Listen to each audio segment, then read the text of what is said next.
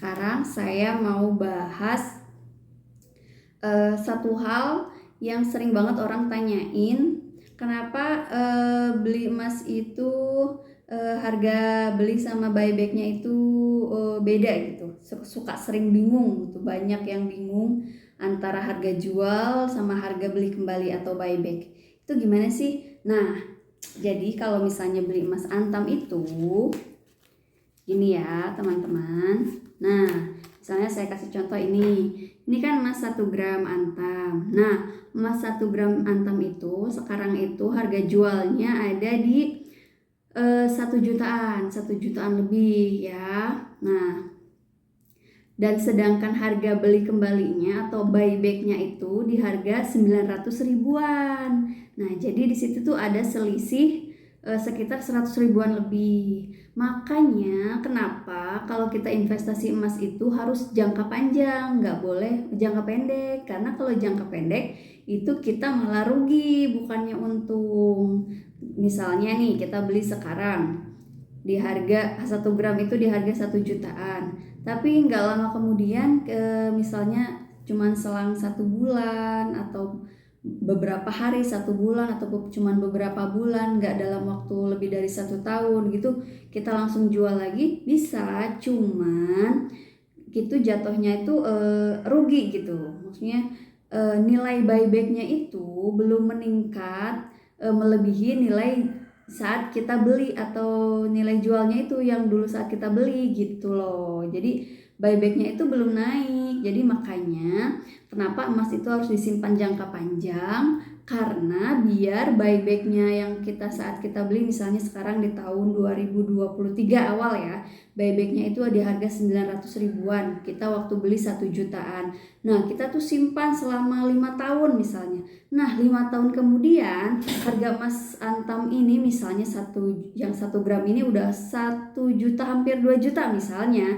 Misalnya 1,5 juta misalnya ya, 5 tahun kemudian. Nah, buybacknya itu juga meningkat sama dari yang dulu kita pas beli itu buybacknya 900 ribuan, 5 tahun kemudian buybacknya itu bisa meningkat juga, misalnya jadi 1,3 juta, 1,4 juta gitu.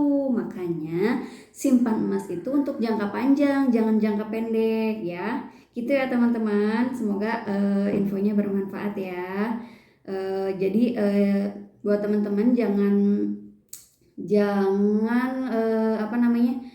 jangan ragu untuk mulai investasi emas, karena saya udah buktiin sendiri investasi emas itu memang sangat membantu kita untuk mengamankan nilai uang kita, atau mengamankan uang kita deh. Misalnya kalau kita nggak beliin emas, kadang-kadang uang di rekening tuh kok cepat habis gitu ya, ada aja perlunya buat ini, buat itu, buat ini, buat itu. Tapi kalau misalnya kita udah simpan di emas, terus emasnya kita simpan rapi di tempat yang aman gitu, terus kita simpan, anggap aja kita itu nggak ada gitu. Nah itu jadi kan uang yang kita udah save di emas itu aman gitu, tersimpan, nggak kita bisa pakai suka-suka seperti yang ada di bank misalnya.